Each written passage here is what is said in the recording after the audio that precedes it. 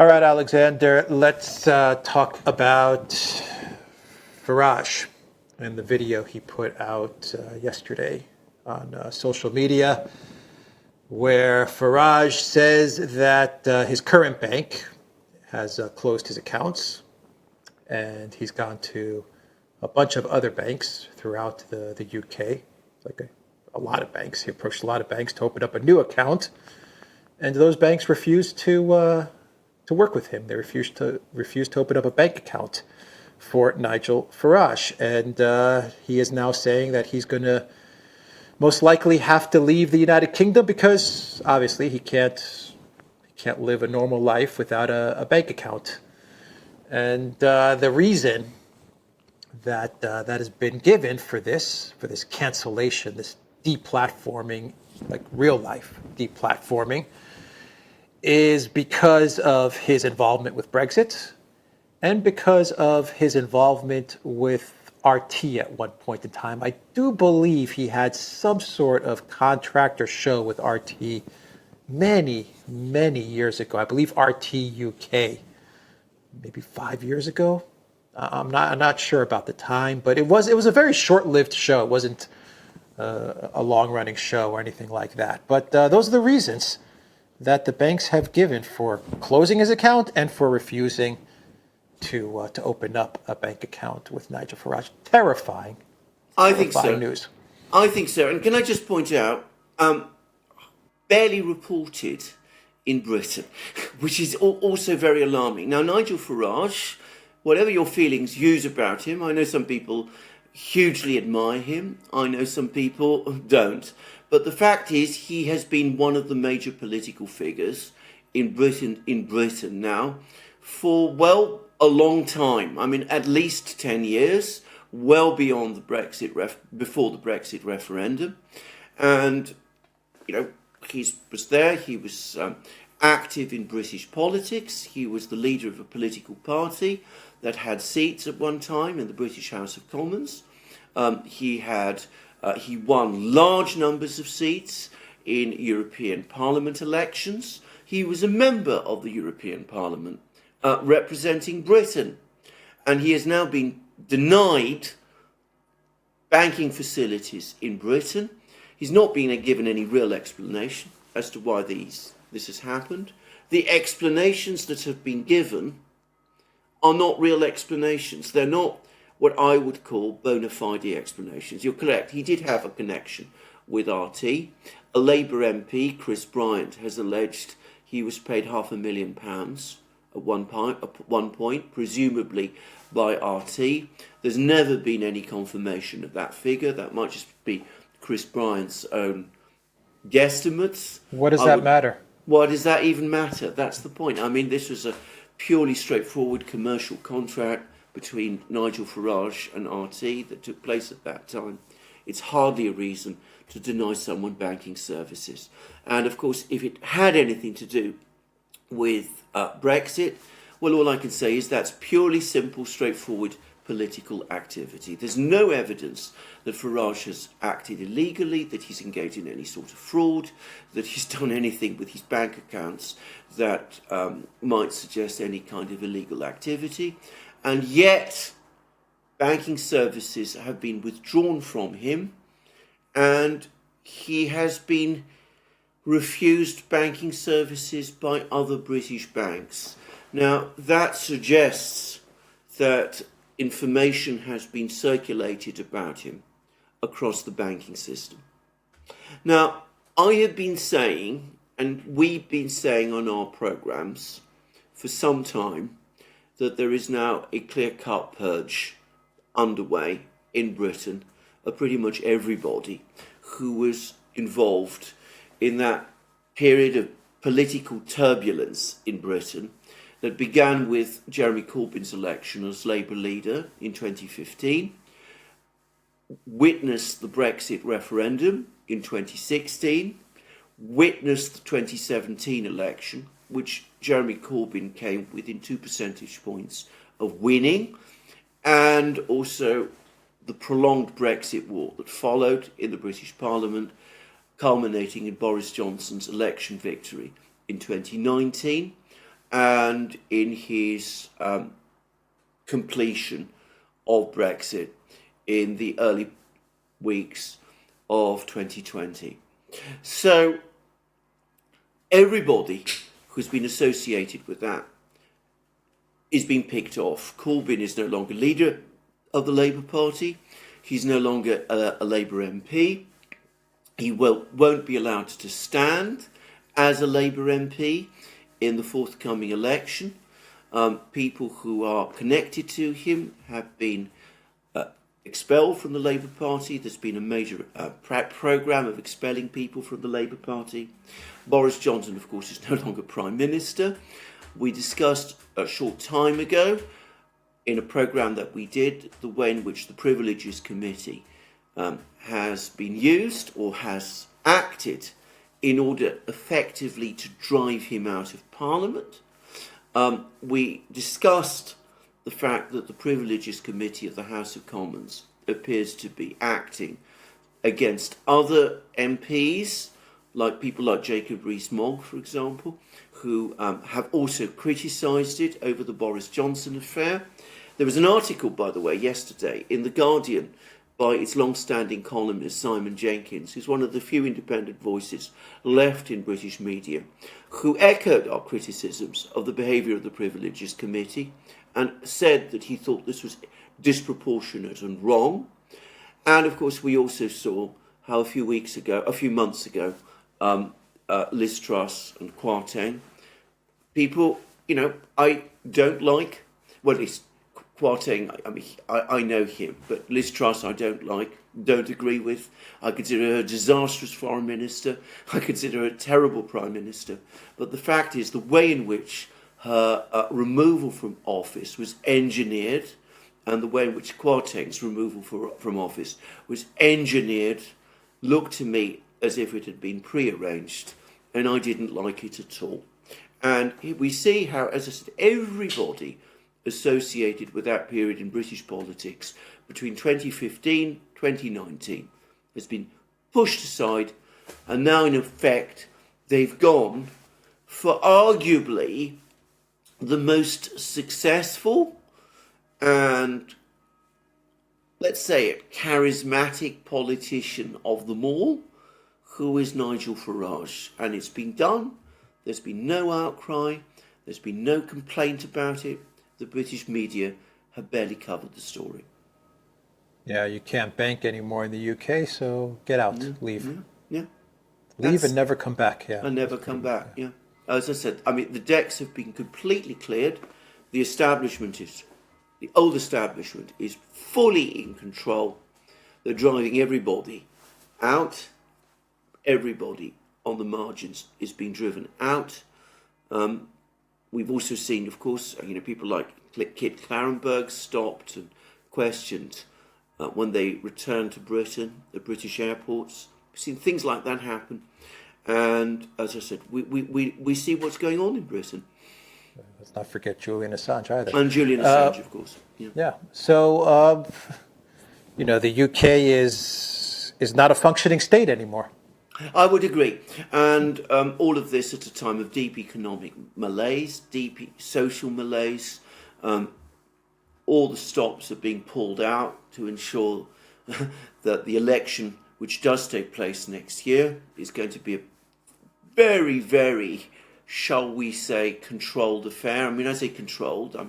The debates are all going to take place within a very, very narrow limit. I think that whoever wins, be it Sunak or Starmer, it's not going to change anything very much. And of course, I've always said that I think the establishment, their preferred person all along, has always been Keir Starmer. And the odds must now be overwhelmingly that he will be the next Prime Minister, but he will not change anything substantial. Yeah, Starmer's going to win. That's the plan. Do the people of Britain even know what's happening? Do they understand where they're? Just the word on the street. Do they understand where their country's moving towards? I think that there is. Yeah, I think they do. Is the short answer. I think a lot of people do. I think there is a general sense of this, but as I said, we are a very law-abiding, very orderly people. We're not the kind of people to engage in revolutions or anything of that sort. And of course, the other thing to always bear in mind, we don't have a very large independent media like exists in the United States, for example. Where's the independent media? I mean, even publications like, the American Conservative, the Federalist, those sort of publications, which are not, I mean, they may be independent, but they're also almost mainstream. There's nothing like that to anything like the same extent in Britain. And so there isn't really a place in Britain where you can go and you can talk about these things in the way that perhaps is possible in the United States or in France or even to some extent in Germany. That there aren't those alternative places that you can discuss these matters. I mean, there are some publications in Britain that I know people always bring up. I think that their political views, I'm not going to name them, their political views are uncomfortable for many, many people who might in fact otherwise be looking for alternatives that express their views and articulate their concerns. Yeah. So why is the UK undergoing this purge? I mean, okay, the globalist agenda, I get it. Everyone understands what the globalist agenda is. Everyone understands, stuff like the WEF. There's the conflict in Ukraine.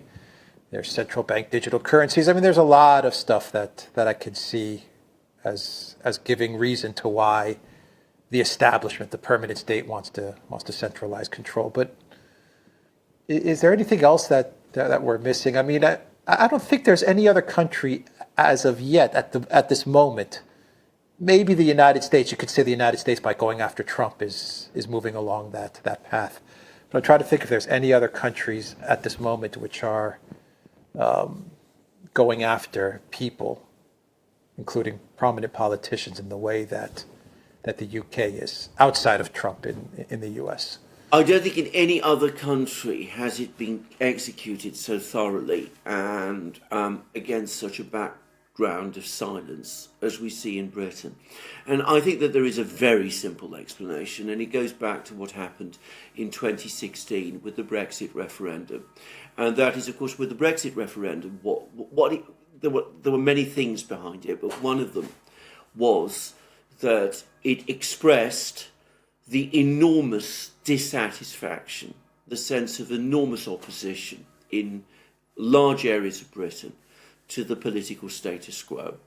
And it did so, bear in mind, within just over a decade from the protests against the Iraq War and the feeling in Britain that the Iraq War had been a huge mistake, that the political class had deceived the people over the Iraq War, and that the British military had performed poorly both in Iraq and in Afghanistan.